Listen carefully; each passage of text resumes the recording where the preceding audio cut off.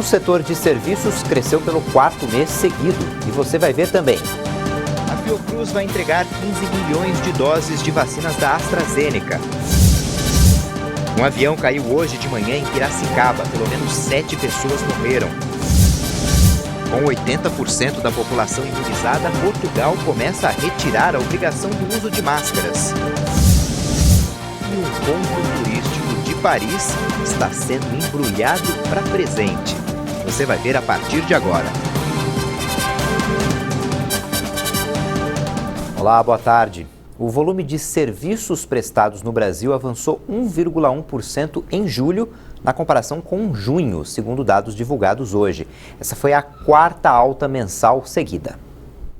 Os dados do IBGE mostram que o setor atingiu o maior patamar de crescimento em 5 anos. 3,9% acima do nível pré-pandemia, em fevereiro de 2020, mas ainda está 7,7% abaixo do recorde histórico, alcançado em 2014. O setor de serviços, que foi o mais atingido pela pandemia, é o que possui o maior peso na economia brasileira. Em relação ao mesmo período de 2020, a alta foi de 17,8%. No acumulado do ano, o avanço de 10,7%. Em 12 meses, o setor manteve a crescente e acumulou ganho de 2,9%.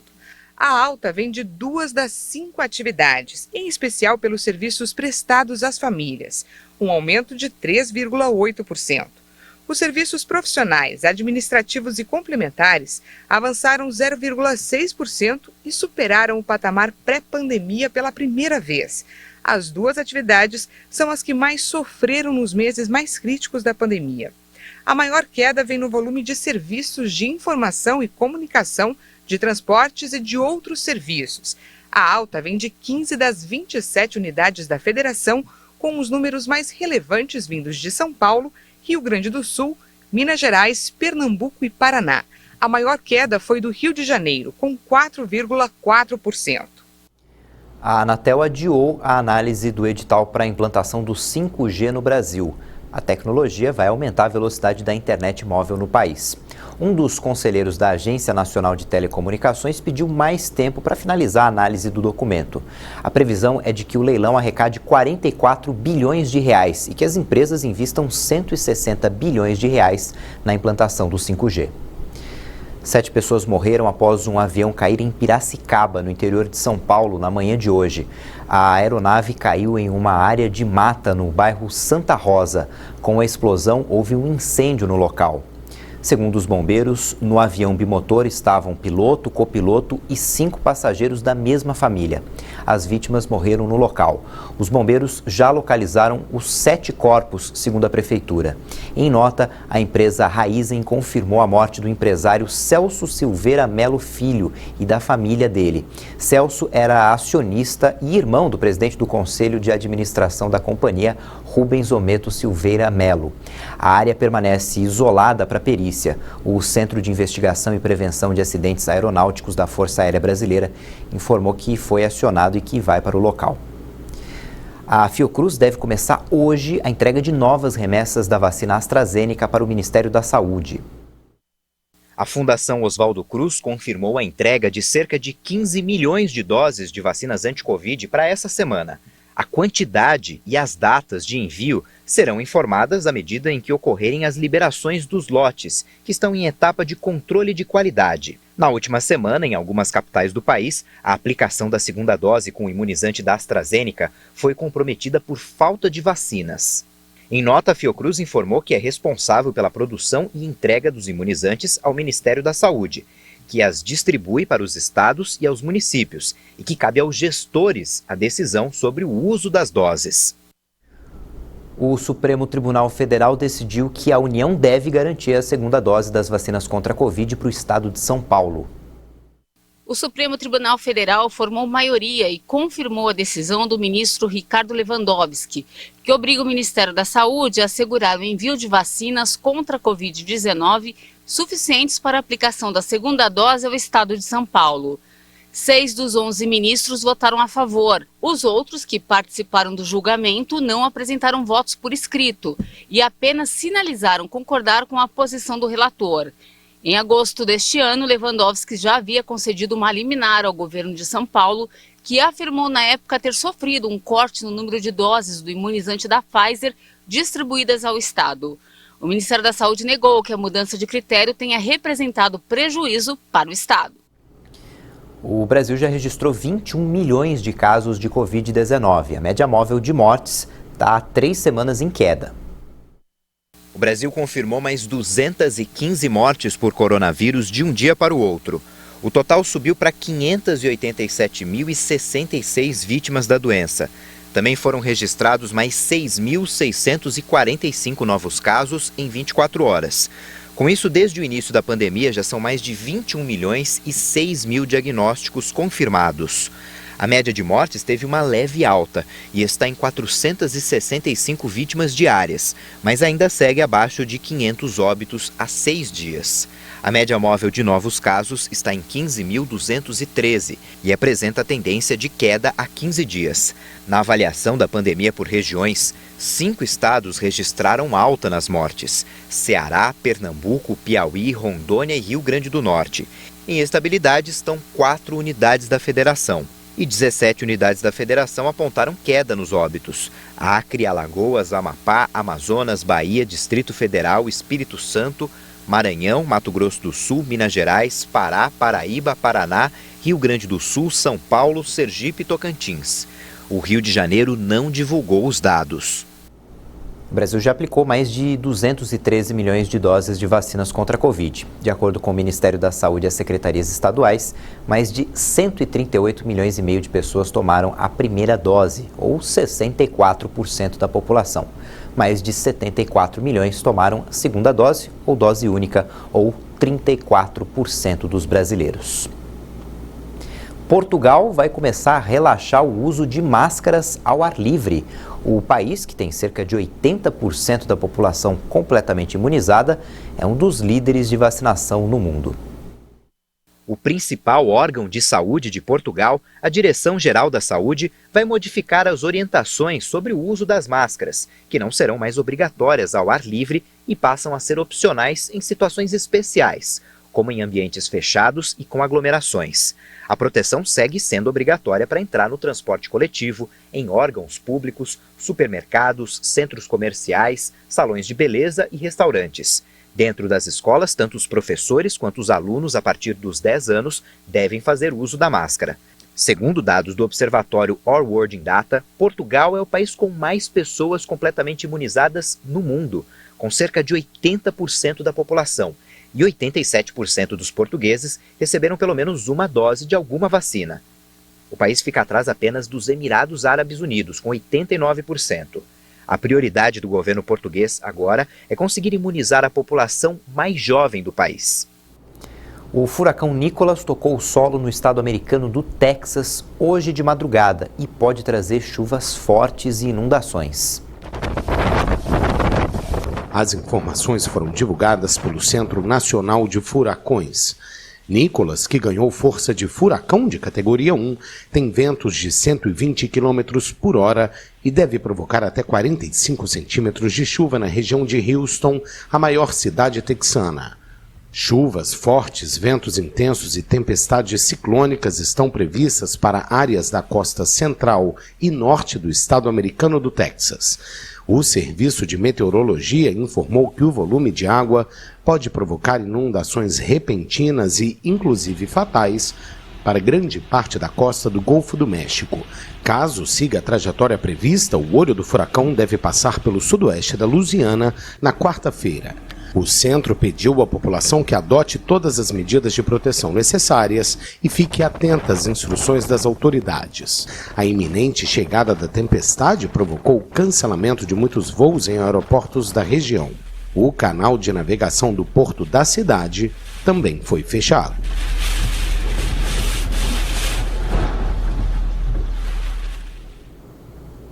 Vamos ver agora a previsão do tempo. No sudeste e no nordeste, as temperaturas continuam aumentando. No sul, em Santa Maria, no Rio Grande do Sul, a máxima não vai passar de 21 graus. Em João Pessoa, na Paraíba, a máxima é de 29. Em Betim, Minas Gerais, tem previsão de calor com máxima de 34. Caldas Novas, Goiás, também vai fazer calor com máxima de 37. E em Bom Jesus, no Piauí, a máxima é de 39 graus. O mundo tem mais de 82 milhões de refugiados, pessoas expulsas ou obrigadas a se deslocar no interior da própria nação, como a Síria, onde a guerra civil, que começou há 10 anos para derrubar o presidente Bashar al-Assad, só conseguiu até agora resultar em 500 mil mortos ou desaparecidos.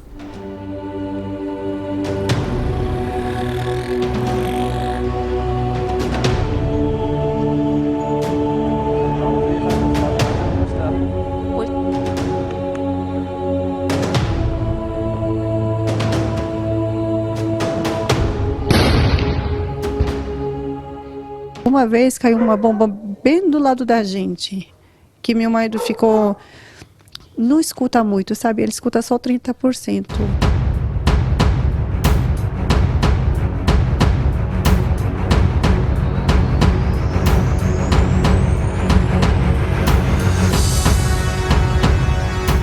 O que a gente teve nos últimos anos foi um agravamento dos problemas que o Assad tem tido para governar. Mas eles nunca tiveram uma situação pacífica no país, eles tiveram situações um pouco melhores. Nos últimos anos, a população começou a se desagradar com o governo que não é eleito, começou a se desagradar com os problemas econômicos, inclusive muitos desses problemas econômicos são originários da comunidade internacional, dos outros países, que como não querem a continuidade do governo do Assad, também trazem problemas econômicos em exportações para a Síria. A Síria completa 10 anos de guerra no confronto mais sangrento do século XXI. Hoje, aqui no Brasil, são 3.800 refugiados. Razan Suleiman é um exemplo de vitória, superação. Ela fugiu em 2014 e chegou aqui em São Paulo. E está conquistando seu espaço como empreendedora na área alimentícia. Tem sustentado a casa com a ajuda do marido Mohamed, uma família que logo vai aumentar com a chegada do terceiro menino nascido aqui no Brasil. Pela ajuda dos brasileiros. Se eu sozinha, não consigo fazer nenhuma coisa. Foi divulgação deles, paciência deles, me ensina português, me ensina como posso oferecer a comida, porque oferecer aqui a comida é outra coisa de oferecer lá na Síria. Os brasileiros mesmo falam, nossa, você já é brasileira, do meu pensamento, do meu jeito de viver assim, eu gosto aqui. Razan faz parte do contingente de 60 mil pessoas que conseguiram autorização para viver no país. É um número que se espalha. Segundo as Nações Unidas, mais de 68% dos refugiados e pessoas deslocadas em todo o mundo vêm de 5 países: Síria, Venezuela, Afeganistão, Sudão do Sul e Mianmar.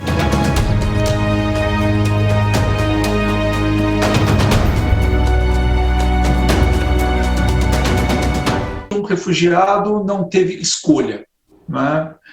Refugiado é um imigrante forçado, e que essas pessoas tentem se colocar no lugar dessas pessoas que estão vindo para cá, né? Uma proteção que, segundo os refugiados, não apaga a saudade do país de origem. Como a empreendedora, que não consegue esconder a emoção quando fala sobre a Síria. Também estou com saudade para minha casa, bairro, as ruas onde a gente estava, a escola. Mas para morar não vai dar mais, infelizmente. Da minha família que está lá na Síria, ninguém ajuda. Nem dos meus parentes, nem dos vizinhos. Não escutei ninguém agora está conseguindo ajuda. Nada.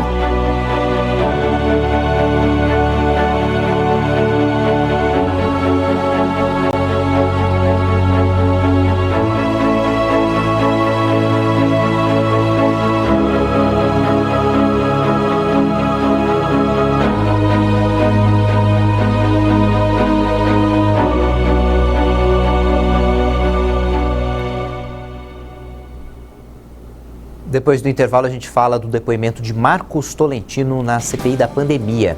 E um dos monumentos de Paris está sendo embalado para presente. A gente volta já.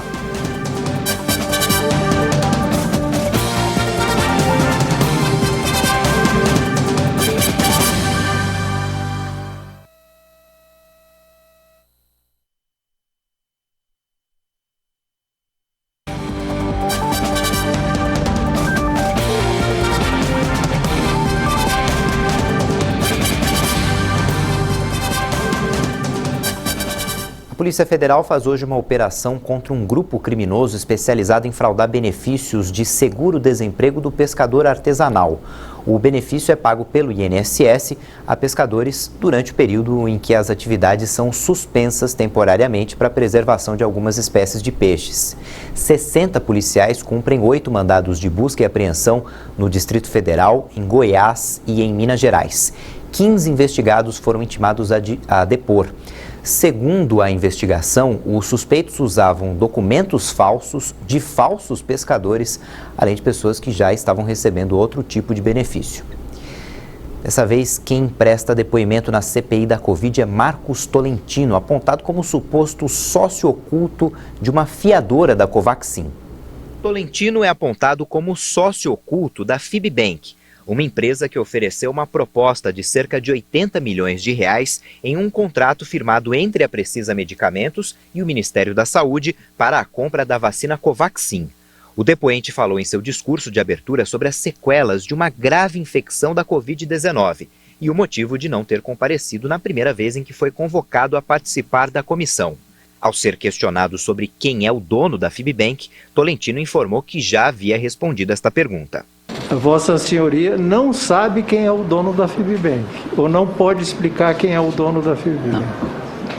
Não é que eu não posso, ele foi explicado que o dono da Fibbank é Pico do Juazeiro e o Benete... Não. Pico do Juazeiro é acionista minoritário. Isso, minoritário. E o majoritário é a MB Guaçu. Isso está, na verdade, desde a procuração em público pela junta, então gostaria de permanecer pelo meu direito constitucional em silêncio. Mas o Fibbank não existe, no próprio nome ele é falso. Ele não existe porque ele não tem sócios, ele não existe porque ele foi constituído por uma empresa de prateleira cujos sócios eram laranjas e já disseram e foram na justiça para dizer que nunca foram sócios. Depois eles tentam integralizar, transformar 10 milhões em patrimônio em 10 bilhões. Não conseguem integralizar 10 bi, baixam para 7 bi e meio. Desses 7 bi e meio, o que Vossa Excelência está perguntando é quem é o dono dos 7 bi 200, cuja empresa chama-se MB Guaçu. Essa mesma empresa e esse mesmo imóvel começou em Curitiba, foi voando para São Paulo. Chegou em São Paulo, vamos ao cartório, vemos que o dono oficial desse imóvel não é o Fibbank, nenhum dos sócios, é um terceiro. Isso está me cheirando grilhagem de terra também. Esse depoimento continua e você acompanha mais informações ao longo da nossa programação. O Catar não chegou a um acordo com o Talibã e pode deixar de operar o aeroporto de Cabul. O Catar advertiu nesta terça-feira que não vai assumir a gestão do aeroporto de Cabul se não houver um acordo claro sobre sua operação com todas as partes envolvidas, incluindo os talibãs.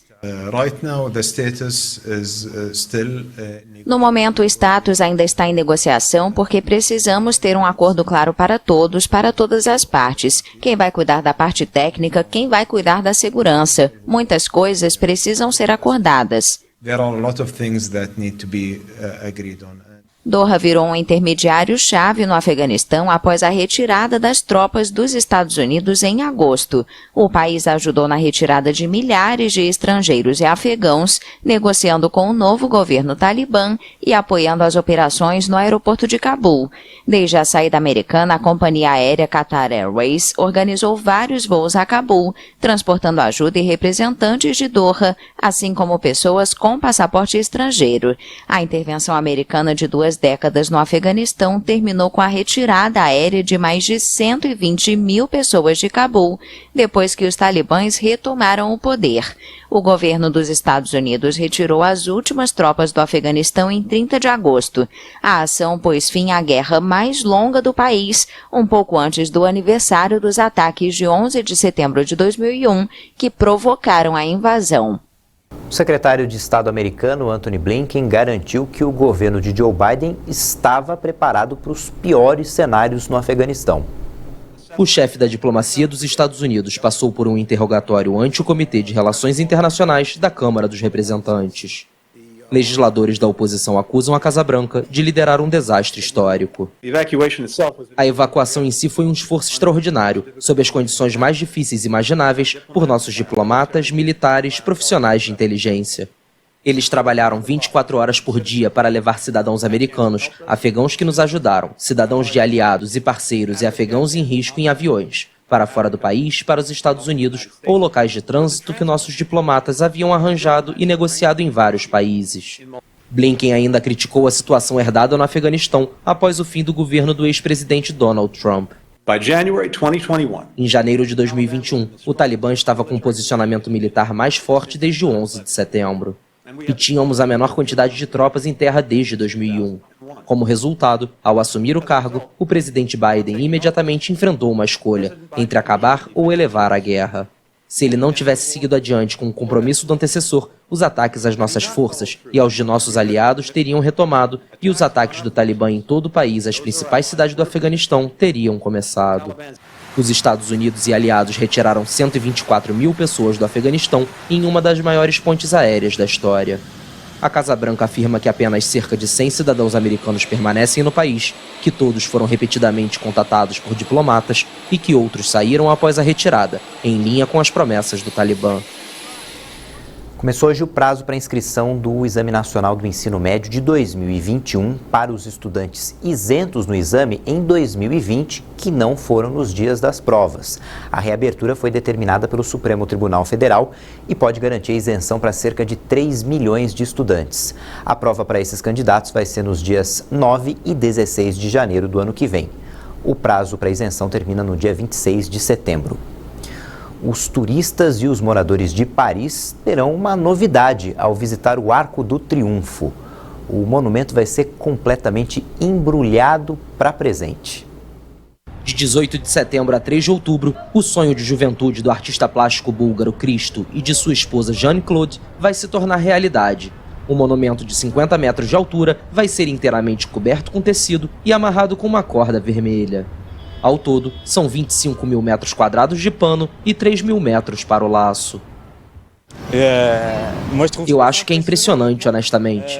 É impressionante como os técnicos estão envolvendo o arco com a corda. Um trabalho realmente notável. É algo para ver pelo menos uma vez na vida. Em 1985, Cristo já havia empacotado a Pont Neuf, uma das pontes parisienses que cruzam o rio Sena. Vimos um embrulho incrível. Tenho 60 anos, então me lembra a Pont Neuf. É um evento mágico. Fiquei com medo de ficar decepcionado quando vi que o tecido seria prateado, azul, e quando cheguei do outro lado, contra a luz, achei um pouco cinza, e depois com a iluminação, é lindo. Com um custo de 14 milhões de euros, mais de 86 milhões de reais, o projeto é totalmente autofinanciado com a venda de obras originais do artista. O processo de embalagem vai acontecer dia e noite até ficar pronta em 18 de setembro. O projeto é dirigido por Vladimir Yavachev, sobrinho de Cristo, com o apoio do Centro de Monumentos Nacionais. Essa edição fica por aqui, mas no YouTube você pode rever nossas reportagens. Já tem outras informações com a Patrícia Velenic. Tchau, boa tarde.